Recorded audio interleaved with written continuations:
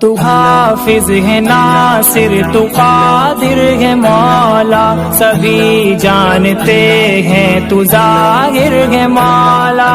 زمین آسمان یہ بنائے ہیں تو نے، یہ جلوے نظارے سجائے ہیں تو نے۔ ہمیں سیدھا رستہ دکھا دے خدایا، ہمیں نیک بندہ بنا دے خدایا، ہمیں نیک بندہ بنا دے خدایا، بنا دے خدا۔ الحمد لله الذي هدانا لهذا الدين وما كنا لنهتدي لولا أن هدانا الله، والصلاة والسلام على من لا نبي بعده، أما بعد فأعوذ بالله من الشيطان الرجيم، بسم الله الرحمن الرحيم، اقرأ باسم ربك الذي خلق، خلق الإنسان من علق، اقرأ وربك الأكرم الذي علم بالقلم، علم الإنسان ما لم يعلم۔ وقال النبي صلى الله تبارك وتعالى عليه وسلم، حق الولد على الوالد ثلاثة أشياء، أن يحسن اسمه، ويعلمه الكتاب إذا أقل، ويزوجه إذا أدرك، أو كما قال النبي صلى الله تبارك وتعالى عليه وسلم۔ میرے محترم پیارے بھائیوں، ہم سب کو پتہ ہے کہ اولاد اللہ تبارک و تعالیٰ کی کتنی بڑی نعمت ہے۔ جس طرح اولاد اللہ تبارک و تعالیٰ کی نعمت ہے، اس طرح اولاد اللہ تبارک و تعالیٰ کی طرف سے امانت ہے۔ نعمت پر شکر کرنا فرض ہے۔ اللہ تبارک و تعالیٰ کی ترتیب ہے، جب بندہ اللہ تبارک و تعالیٰ کے نعمتوں کا شکر گزار بنتا ہے تو اللہ پاک نعمت کو چمکاتے ہیں۔ اللہ پاک نعمت کو بڑھاتے بھی ہیں، نعمت کو چمکاتے بھی ہیں، نعمت کو باقی بھی رکھتے ہیں۔ لئن شکرتم لأزیدنکم، کہ اولاد کی نعمت ان لوگوں سے پوچھو جو جوانی گزارتے گزارتے بڑھاپے کے اندر آ چکے ہیں لیکن اولاد کی نعمت سے محروم ہیں۔ اولاد کا ہونا جس طرح اللہ تعالیٰ کی نعمت ہے، یہ اولاد کی تربیت کرنا یہ ماں باپ کی بڑی ذمہ داری ہے۔ کل قیامت کے میدان میں ہر ایک ماں باپ سے اپنی اولاد کی ذمہ داری کے بارے میں سوال ہوگا۔ کلکم راع وکلکم مسئول عن رعیتہ، فرمایا اللہ کے نبی صلی اللہ تبارک و تعالیٰ علیہ وسلم نے، تم میں سے ہر ایک نگہبان ہے، اور ہر ایک انسان کو اپنی رعیت کے بارے میں، اپنے ماتحتوں کے بارے میں، اپنی اولاد کے بارے میں، اپنے قبیلے کے بارے میں، اپنے کنبے کے بارے میں، ان کے دین کے اعتبار سے اللہ تبارک و تعالیٰ کے سامنے سوال ہوگا۔ قرآن کریم کی آیت میں اللہ تبارک و تعالیٰ ایک ذمہ داری ایمان والوں کو دیتے ہیں، یا ایھا الذین آمنوا قوا انفسکم واہلیکم نارا، یہ ایمان والوں اپنے آپ کو، اپنے گھر والوں کو آگ سے بچاؤ، جہنم کی۔ اہل سے مراد صرف بال بچے نہیں ہیں، اہل سے مراد اولاد، تو سب سے بڑی ذمہ داری اولاد کی ہے۔ اولاد کے ساتھ اپنے انڈر میں، اپنے ماتحت میں جتنے لوگ رہتے ہیں، اپنے قبیلے والے اور اپنے دوست، اپنے پڑوس اور جن لوگوں پر اپنی چلتی ہے، ان تمام کی ذمہ داری ہماری ہے کہ خود بھی اللہ تبارک و تعالیٰ کے دین کے پابند بنو اور دنیا کے انسانوں کو دین کے پابند بناؤ۔ خود بھی اللہ تبارک و تعالیٰ کی نافرمانی سے بچو اور اپنے اولاد کو اللہ تبارک و تعالیٰ کی نافرمانی سے بچاؤ۔ اس اولاد کی تربیت کی ذمہ داری ماں باپ کی ہے۔ اللہ کے نبی صلی اللہ تبارک و تعالیٰ علیہ وسلم فرماتے ہیں کہ ماں باپ پر اس کے اولاد کے کچھ حقوق ہیں۔ پہلا حق تو یہ بتایا کہ جب بچہ پیدا ہو جاوے تو ماں باپ اپنے بچے کا اچھا نام رکھیں۔ ابھی تو مہینہ ہوتا ہے، بچے کا نام نہیں ہوتا۔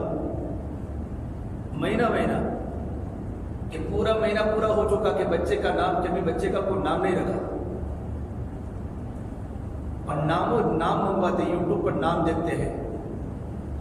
حالانکہ حدیث پاک میں ہے اچھے نام رکھو کہ نام کے معنوں کا اثر اس کی زندگی پر پڑتا ہے۔ اللہ تبارک و تعالیٰ کو دو نام بہت پسند ہے، عبداللہ اور عبد الرحمن۔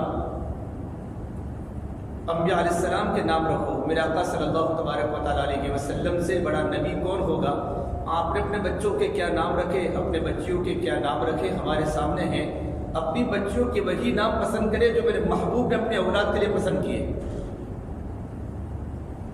اور آپ صلی اللہ تبارک و تعالیٰ علیہ وسلم کی عادت مبارکہ تھی، جب کوئی انسان اسلام قبول کرتا اور اسلام کے قبول کرنے کے بعد اس کا معنی، اس کا نام پوچھتے تھے. اگر اس کا نام کا معنی اگر غلط ہوتا تھا تو آپ اس کے نام کو تبدیل کرتے تھے. یہ ذمہ داری ماں باپ کی ہے کہ اپنے اولاد کا اچھا نام رکھے. نمبر 2 کی ذمہ داری ہے وَيُعَلِّمُهُ الْكِتَابَ إِذَا عَقَلَ، اپنی اولادوں کو دین کی تعلیم دینا. یہ ماں باپ کی ذمہ داری ہے اپنے اولاد کو دینی تعلیم سے آراستہ کرے، ایمانی تربیت کرے، دینی تربیت کرے، اخلاقی تربیت کرے، تاکہ ہماری اولاد معاشرے میں نیک بن کے ابھرے اور سوسائٹی والے، معاشرے والے ہماری اولاد کو نیک نام سے پکاریں. ایک کس کا بیٹا ہے؟ بیٹے کی عزت پر باپ کی عزت ہوتی ہے، باپ کی عزت پر بیٹے کی عزت نہیں ہوتی. بے کس کا بیٹا ہے؟ مثلا اس کا کیریکٹر دیکھو، اس کا کلچر دیکھو، اس کی زندگی دیکھو. بیٹا تو کس کا بیٹا ہے؟ تو بیٹے کے اخلاق کو دیکھ کر ماں باپ کی عزت کا مقام سوسائٹی میں بڑھ جاتا ہے، معاشرے میں بڑھ جاتا ہے. اپنی اولاد کو تعلیم سے آراستہ کرنا. اور تعلیم ایک ایسی چیز ہے جس سے انسان کا دل سنورتا ہے، انسان کے دل میں چین سکون آتا ہے، انسان خوشگوار زندگی گزار سکتا ہے، اور انسان اللہ تبارک و تعالیٰ کا قریب ہو سکتا ہے. ہر وہ تعلیم اللہ تبارک و تعالیٰ کو پسند ہے جس تعلیم سے اس کا ذات کا بھی نفع ہو اور امت کا بھی نفع ہو. اسی کو اللہ نے قرآن کریم میں کہا ہے. جو قرآن کریم کی سب سے پہلی جو وحی ہے، سب سے پہلی وحی جو غار حرا میں جناب محمد عربی صلی اللہ تبارک و تعالیٰ علیہ وسلم پر جبرائیل امین جس وحی کو لے کر آئے، وہ وحی کے کلمات یہ تھے: اقرأ بسم ربک الذی خلق.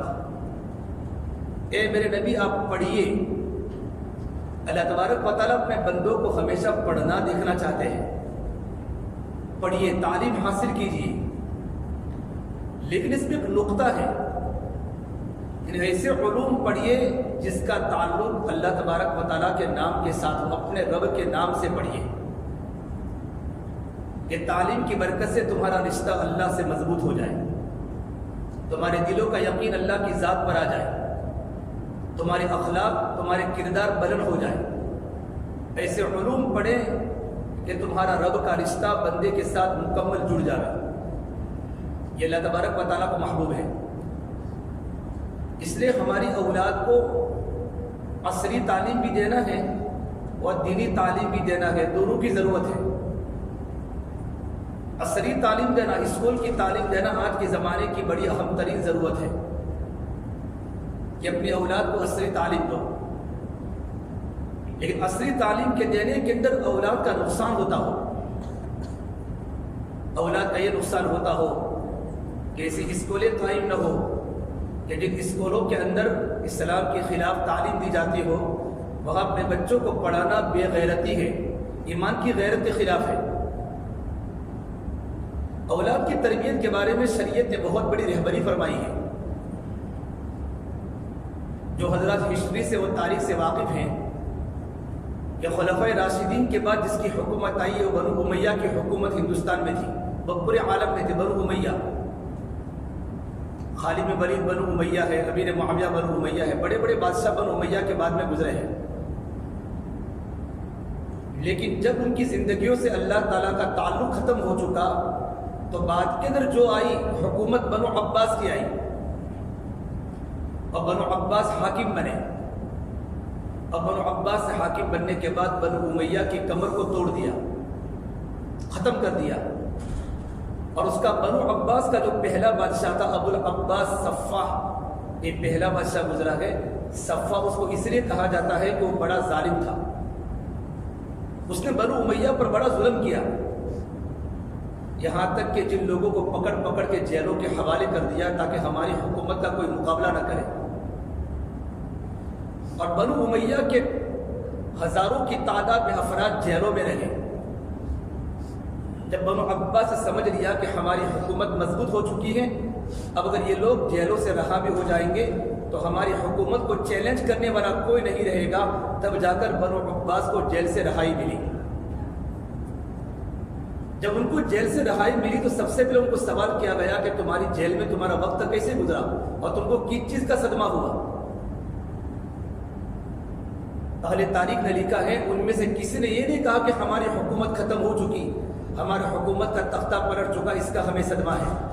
حالانکہ بڑی حکومت ٹوٹی تھی، لیکن سب کی زبان پر ایک ہی جملہ تھا کہ ہم 20 سال 25 سال جو ہم جیل میں رہے تو جیل میں رہنے کی وجہ سے ہم اپنی اولاد سے دور رہے اور اپنی اولاد کی ہم نے دینی تربیت نہ کی، اس کا ہمیں بہت غم ہے، اس کے علاوہ میں حکومت کے جانے کا کوئی غم نہیں ہے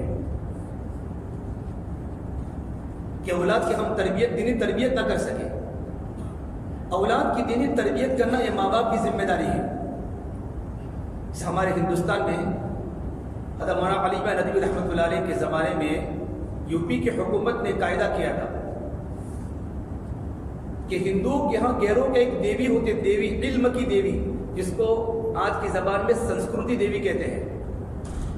آپ کالجز میں جاؤں گے، اسکولوں میں جاؤں گے، یونیورسٹیز میں جاؤں گے تو ان کی تصویریں آپ کو ملیں گی۔ آج کل تو ٹیبل پر اور دیواروں پر تصویریں بنی ہوئی ہیں، اور اسکولوں میں انٹر ہونے والے اسٹوڈنٹ ان کے سامنے ہاتھ جوڑتے ہیں کہ ہم ان کو ہاتھ جوڑیں گے تو ہمارے علم میں تازگی آئے گی اور ہمارے نالج میں ترقی ہوگی اور ہم ایگزام میں کامیاب ہو جائیں گے۔ اور جہاں مسلمانوں کی تعداد کم ہے جن جن دیہاتوں میں، تو مسلمانوں کے بچے بھی وہاں ہاتھ جوڑتے تھے۔ تو باقاعدہ حکومت نے اس کا ارادہ کیا کہ دنیا کی تمام اسکولوں میں تمام پڑھنے والے طلباء کو یہ قانون لاگو کر دیا جائے کہ جب بھی وہ اسکول کے اندر داخل ہوئے تو اس سرسوتی دیوی کے سامنے اپنے ہاتھوں کو جوڑ کر اپنی کلاس میں بیٹھے۔ ہمارے علماء بیدار ہوئے۔ مولانا علی میاں ندوی رحمۃ اللہ علیہ ہندوستان کے بہت بڑے علماء میں جن کا شمار ہے، جن کے سامنے عرب اور عجم عاجز تھے۔ جب عرب کا سفر کرتے تو عرب کے بڑے بڑے علماء اور عرب کے بڑے بڑے اسکالرز ہم ان کے سامنے کھڑے ہو جاتے تھے، اتنا ان کی عزت دنیا میں تھی، علم کی بنیاد پر تھی۔ علم بھی تھا، تقویٰ بھی تھا، بزرگی بھی تھی، دین و دنیا دونوں کو جانتے تھے۔ تو مولانا علی بھائی ندوی نے اس وقت باقاعدہ حکومت کو چیلنج کیا، اگر تم نے اس قانون کو اگر تم نے لاگو کیا تو میں مسلمانوں سے اپیل کرتا ہوں کہ مسلمان ایسے درسگاہوں میں اور ایسے اسکولوں میں اپنے بچے کو نکال دیں، ایسی تعلیم کی ہمارے بچوں کو کوئی ضرورت نہیں ہے۔ اپنے بچوں کو عصری تعلیم دینا زمانے کی بڑی اہم ضرورت ہے، زمانے کی بڑی اہم ترین ضرورت ہے عصری تعلیم دینا۔ اب دیوے کیسے ہر جگہ پر، بلکہ مستقل ابھی فی الحال ایسا نظام بن چکا ہے، مستقبل میں بل پاس ہو چکا ہے، اور حکومت جو بل پاس کرتی ہے ہم کتنا بھی شور کر دے اور کتنا بھی غلغلہ مچا دے وہ بل پاس ہو کر ہی رہتا ہے۔ ایسا مستقل نصاب تعلیم ان کا بن چکا ہے جہاں شرک کے سوا کوئی بات نہیں ہے، اور یہ مستقبل میں تمام بڑی بڑی اسکولوں میں نظام تعلیم شروع ہونے والا ہے، اور اس تعلیم پر کسی کو کوئی خطرہ نہیں، سب خوشیاں مجا رہے ہیں، سب تالیاں بجا رہے ہیں۔ اگر کسی کو خوف ہے تو صرف مسلمانوں کو خوف ہے کہ اپنے بچوں کے عقیدے کا کیا ہوگا، اور مقصد اس کا نام، نصاب کا نام کو ہندوازم نہیں رکھا، ہندو کلچر نہیں رکھا، بلکہ اس کا نام رکھا ہے انڈین کلچر، تاکہ دنیا کے انسانوں کو پتہ چلے جس کو ہمارے ملک میں رہنا ہو اس کو انڈین کلچر کے ساتھ زندگی گزارنی پڑے گی، اور ہماری اسکولوں میں ہماری کالجز میں جو تعلیم کا نظام ہے اس تعلیم کو تم کو فالو کرنا پڑے گا، اور یہ پورا پلاننگ سے تیار ہو چکا ہے کہ مسلمانوں کا سب سے بڑا عقیدہ ایک اللہ کو ماننا، جو ہمارا ایمان ہے، ہمارا نظریہ ہے، ہماری توحید ہے، اور ہمارا اللہ تعالیٰ سے جو خونی اللہ تبارک و تعالیٰ سے جو ہمارا ایمانی رشتہ ہے اس اللہ تبارک و تعالیٰ کے انکار کرنے والے بن جائیں۔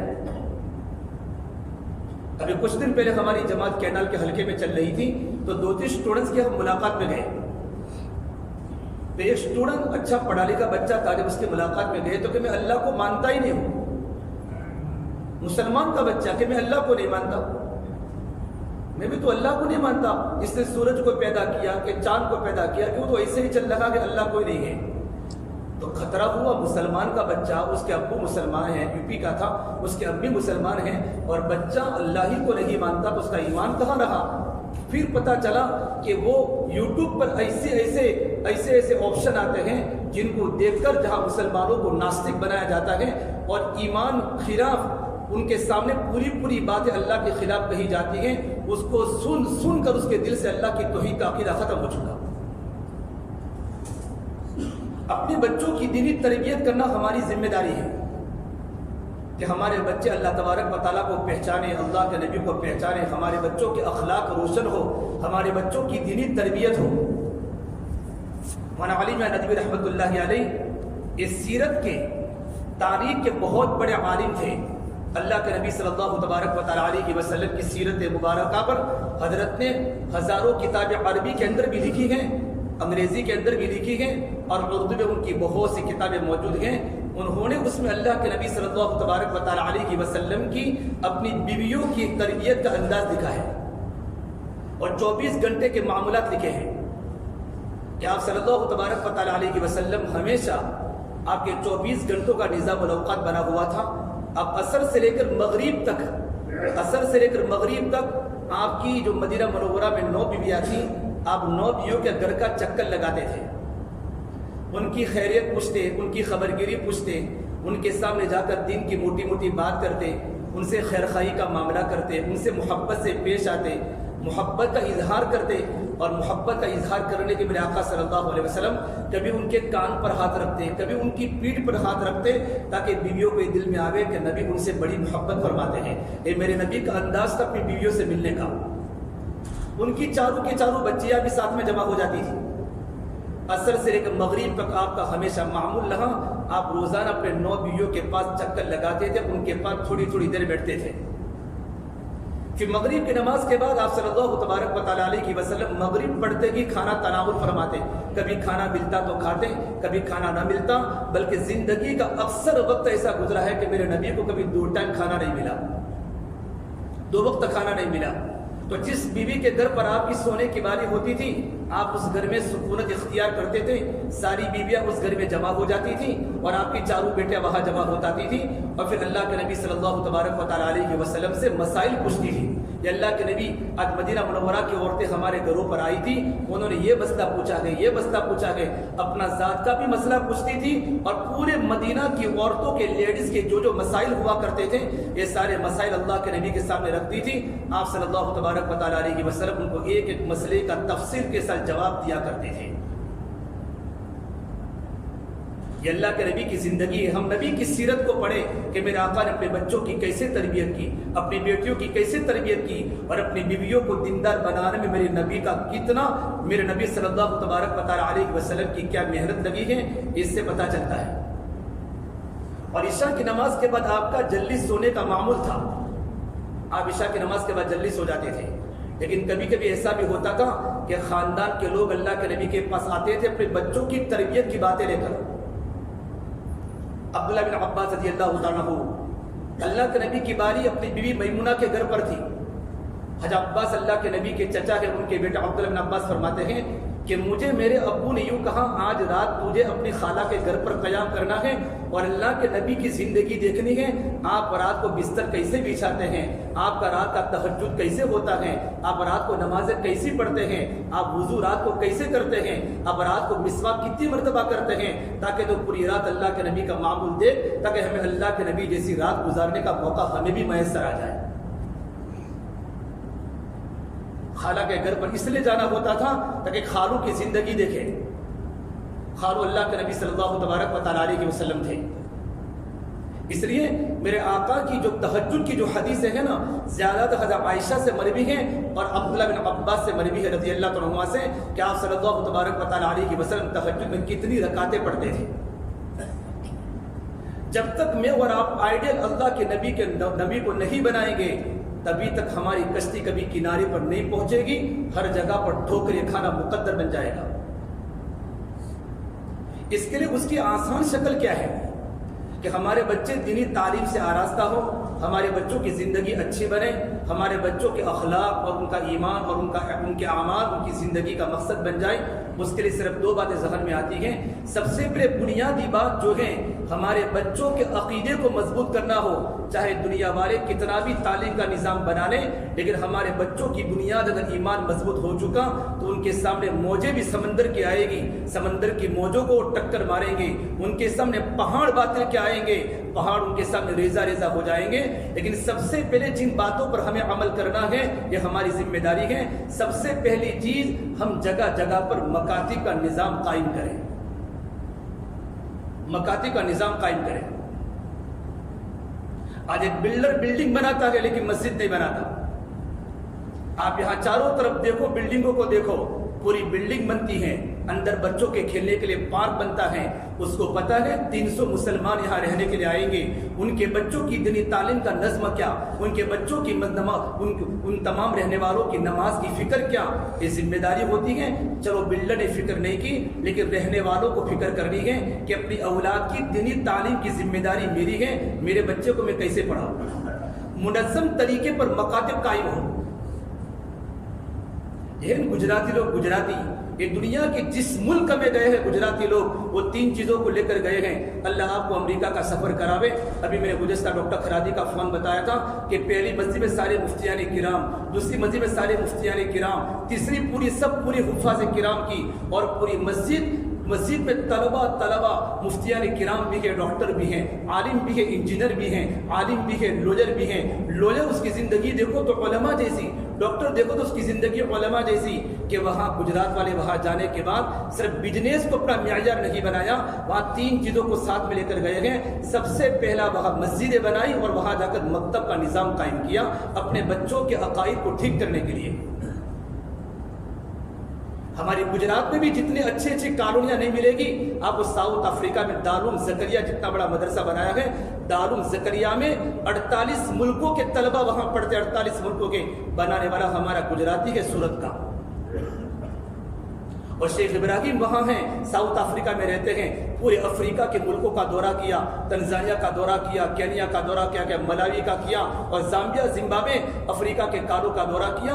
وہاں بالکل تعلیمی نظام نہیں تھا، وہاں مسلمانوں کے بچے بھوکے تھے، ان کو رحم آیا، اللہ تعالیٰ سے دعا کی، یا اللہ تو مجھے رزق میں برکت عطا فرما، میں جگہ جگہ پر مکاتب کا نظام قیام کرنا چاہتا ہوں۔ 1100 مدارس انہوں نے کھولے، 1100 مدارس۔ اور آپ افریقہ کے جنگلوں میں جاؤں گے نا وہاں، تو وہاں بھی آپ کو وہاں کا افریقہ کے کاروں کے بچے پڑھتے ہوں گے اور پڑھانے والے علماء ہوں گے۔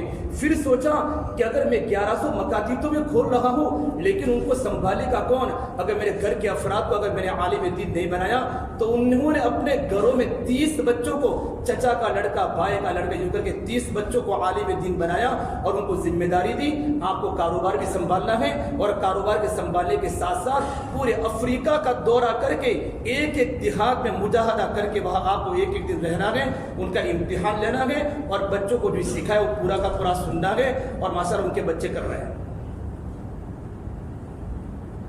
جہاں جہاں گئے مسجدیں بنائی، مدرسے بنائے۔ اپنا کوئی محلہ ایسا نہ بچے جہاں مکتب کا نظام قائم نہ ہو۔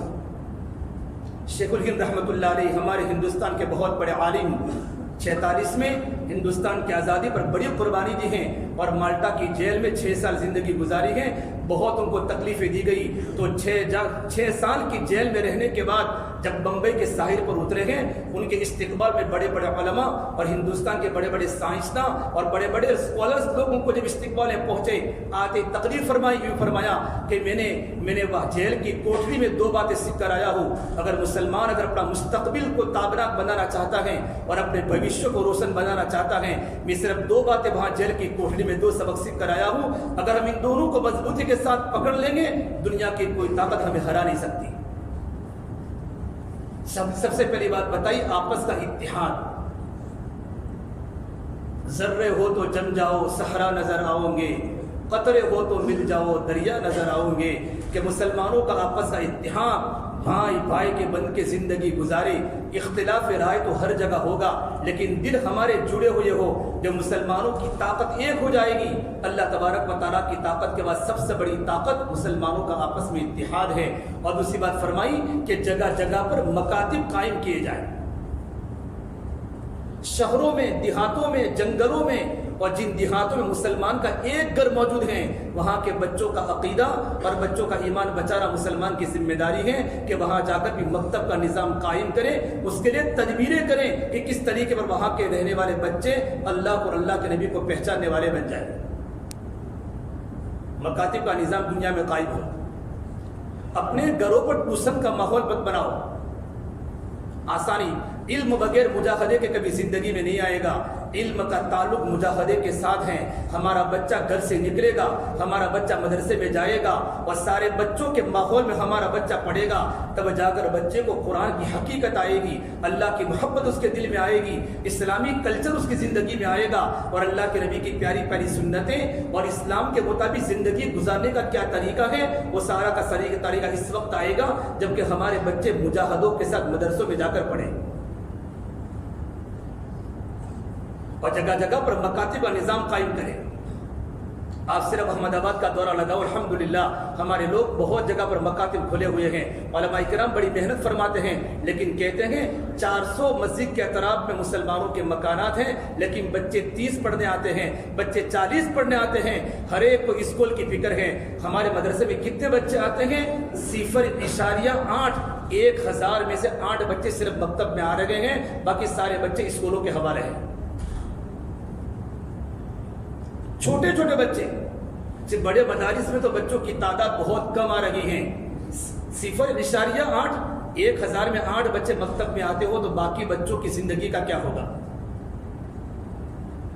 ہم سب کی ذمہ داری ہے اپنے محلے میں بچوں کے بارے میں فکر مند رہیں۔ چاروں طرف باطل کے بڑے خطرات نظر آ رہے ہیں، اگر ہم نے اپنے بچوں کے اور محلوں کے، اگر ہر ایک انسان اپنے صرف گھر کے بچے کی فکر کرے اور محلے کے بچوں کی فکر نہ کی نا، اگر تم بلڈنگ میں مولانا کو اپنے گھر پر پڑھانے بلاتے ہو تو اپنی گھر کی خالی فکر کیوں کرتے ہو؟ سارے بلڈنگ والوں کو جمع کرو، جب بلڈنگ کا کوئی مسئلہ ہوتا ہے تم سب جمع ہو جاتے ہو، لائٹ کا مسئلہ ہوا سب جمع ہو گئے، بھئی کسی اور کا کوئی پرابلم ہوا سب سارے کے سارے جمع ہو گئے، تو مکتب کے سارے کے سارے جمع ہو جاؤ کہ ہم ایک جگہ پر ہمارے سارے کے سارے بچے یہاں پڑھے، اس کا کوئی نظام ہمیں سوچنا چاہیے۔ پھر ہمارا بچوں کا مستقبل کیسے بنے گا؟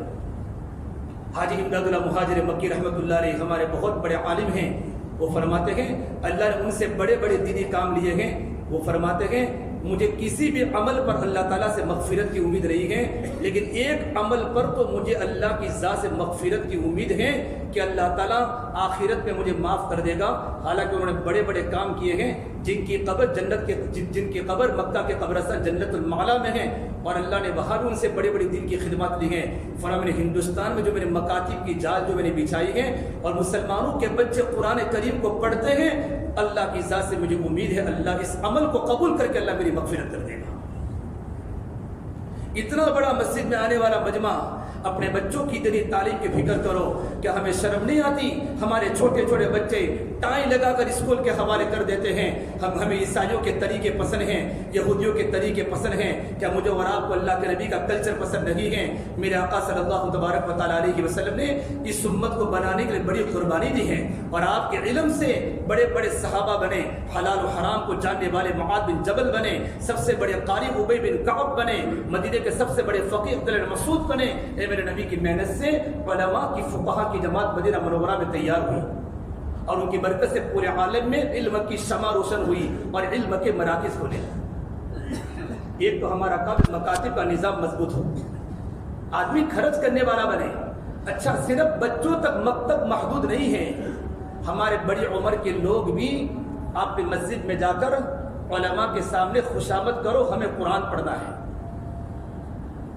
علم کا علماء مولانا محمود بدری صاحب فرماتے ہیں مکتب کا کھلنا فرض عین ہے، مدارس کا کھلنا مستحب ہے، کہ مکتب میں بچوں، ابھی تو دین کا مسئلہ نہیں ہے کہ لوگ نماز پر آوے، لوگ زکوٰۃ پر آوے، مسئلہ تو ایمان کا ہے، اور آنے والے مستقبل میں جو حالات لگ رہے ہیں بچوں کو ایمان سے مرتد ہونے کا خطرہ ہے، اگر ہم نے اپنے مکاتب کو مضبوط نہ کیا تو بچے ہمارے ہاتھوں سے نکل جائیں گے۔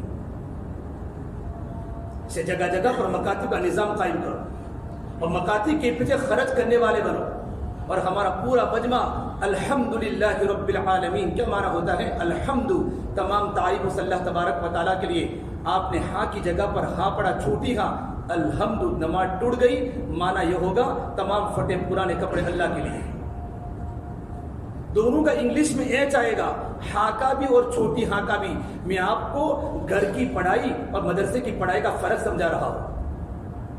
اللہم صلی علی محمد مانا ہوگا یہ اللہ تعالیٰ تو اپنے نبی پر رحمت بھیج، یہ سوت کے ساتھ ہے۔ اگر کوئی سین پڑھے اللہم صلی علی محمد، دونوں کا انگلش میں ایس آئے گا، لیکن مانا عربی میں بدل جاتا کہ مانا یہ ہوگا نعوذ باللہ تو اپنے نبی پر تلوار کھینچ۔ صلی کی جگہ سلی پڑھ دیا تو مانا بدل گیا۔ قلبن کے معنی ہوتا ہے ڈوگ، کتا، اور قلبن کے معنی ہوتا ہے دل، انسان کا ہارٹ۔ اللہ قرآن کریم میں فرماتے ہیں ما کان لرجل من قلبین فی جوفی، اللہ نے کسی انسان کی باڈی میں دو دل نہیں بنائے۔ اگر کسی نے یوں پڑھا ما کان لرجل من قلبین فی جوفی، اللہ معاف کرے، اللہ نے کسی انسان کے دل میں دو کتے نہیں بنائے، قوم کا کاف ہو گیا تو دل کی جگہ پر کتا آ گیا۔ یہ عربی زبان ہے، اس کو سیکھنے کے لیے علماء کے پاس جانا پڑے گا۔ ہمارے بچوں کی بھی ہم فکر کریں اور ہمیں قرآن کریم کے سیکھنے کی ضرورت ہے۔ ہم بڑے لوگ بھی عشاء کی نماز کے بعد وقت نکال کر علماء کے پاس جا کر، یا جن لوگوں کو اچھا قرآن کریم یاد ہے ان کے پاس قرآن حلقے قائم کریں۔ اب افریقہ کے علاقوں میں، عرب کے علاقوں میں جاؤں گے تو آپ کو ہر نماز کے بعد حلقے نظر آئیں گے۔ حلقہ عبداللہ بن مسعود، حلقہ عبداللہ بن عمر، صحابہ کے نام سے حلقے لگے ہوئے ہیں۔ 60 سال کے 70 سال کے عمر کے لوگ قرآن کریم کو لے کر آ کر قرآن کریم کو سیکھ رہے ہیں، اور قرآن کریم کے سیکھتے سیکھتے اللہ کے پیارے ہو رہے ہیں۔ ایک تو ہماری ذمہ داری ہے میرے بھائی مکاتب کا نظام ہمارا مضبوط ہو جائے، اور دوسری بات ہے عصری تعلیم، ہم اسکولیں جگہ جگہ پر ایسی اسکولیں قائم ہم کریں۔ اسکول جیسے گزشتہ سنمبا نے تفصیل سے آپ کے سامنے بات کہی تھی، اب اس کا علاج ہے ہم اپنے بچوں کو پھر کہاں بھیجیں گے؟ اللہ نے آپ کو مال دیا ہے، ثروت دی ہے، تو آپ اس طریقے پر اسکولیں قائم کریں تاکہ مسلمانوں کا کم سے کم بچوں کا ایمان تو بچ جائے، مسلمانوں کا ایمان تو بچ جائے، اور ہماری تعلیم کا معیار بھی اچھا ہو، اسکول کی تعلیم کا معیار بھی ہمارا اچھا ہو۔ الحمدللہ وہاں ہمارے بچے اگر اسلامی اسکولوں میں پڑھیں گے، ہمارے بچوں کے حجاب کا کوئی مسئلہ نہیں، ہمارے بچوں کے عقائد کا کوئی مسئلہ نہیں۔ اور ابھی جو نظام تعلیم جو قائم کیا گیا ان میں سب سے بڑی چیز توحید سے انسان کو شرک کی طرف لانے کی محنت ہو رہی ہے۔ اللہ پاک مجھے اور آپ کو ہماری حفاظت فرماوے، اللہ ہماری نسلوں کی حفاظت فرمائے۔ بھائی حضرات سے گزارش ہے ہمیشہ متفکر رہیں، 24 گھنٹے دھندے اور کاروبار کی فکر میں مت لگو۔ بچے کاروباری بنیں گے تو مرنے کے بعد کوئی کسی کو یاد نہیں کرے گا۔ اولاد کو دیندار بنانا ضروری ہے۔ میرے نبی نے فرمایا جب انسان دنیا سے رخصت ہو جاتا ہے، اگر اولاد نیک ہوتی ہے، اولاد دنیا میں جتنے بھی نیکی کے کام کرے گی اس کے باپ کو قبر میں اس کا اجر ملتا رہے گا۔ ایک چھوٹی سی بات کر کے ہماری جماعت کیرلا میں کام کر رہی تھی 2007 میں، وہاں ایک بہت بڑے انسان کا انتقال ہو چکا، وہاں کے ایم ایل اے تھے، پہلے رہ چکے تھے، اور ان کو ہندو بھی مسلمان بھی بہت مانتے تھے۔ ان کا لڑکا واشنگٹن میں بہت بڑا ڈاکٹر تھا دماغ کا۔ جب انتقال ہوا ہم وہی تھے، ان کا لڑکا وہاں فلائٹ سے جب وہاں پہنچا، جب نماز جنازہ کا وقت ہوا تو لڑکا کونے میں کھڑا ہو گیا، بہت بڑا مجمع نماز جنازہ میں تھا۔ لڑکے کو کہا بھائی آپ نماز جنازہ پڑھی آپ، تو اس نے اپنے ابا کو اسی وقت زور سے گالی بولی۔ تو لوگوں نے آپ کیا کرتے ہیں سر، آپ گالی بولتے اپنے ابا کو؟ کہ مجھے آج اپنی زندگی پر افسوس ہو رہا ہے کہ میری باپ نے ماڈرن ایجوکیشن بنانے کے مجھے امریکہ کے حوالے کیا، لیکن مجھے الف بھی نہیں آتا، مجھے با بھی نہیں آتا۔ میں کل قیامت کے میدان میں اللہ کے سامنے کیا جواب دوں گا؟ آج میرا باپ مر رہا ہے، میں اس کا اکلوتا بیٹا ہوں، لیکن مجھے نماز جنازہ پڑھنے کا طریقے کا پتہ نہیں ہے۔ اسے اصلی تعلیم کے ساتھ ساتھ دینی تعلیم دینا ماں باپ کی ذمہ داری ہے۔ اللہ تعالی ہم تمام کو ان باتوں پر اللہ پاک عمل کرنے کی توفیق عطا فرماوے۔ وآخر دعوانا الحمدللہ رب العالمین۔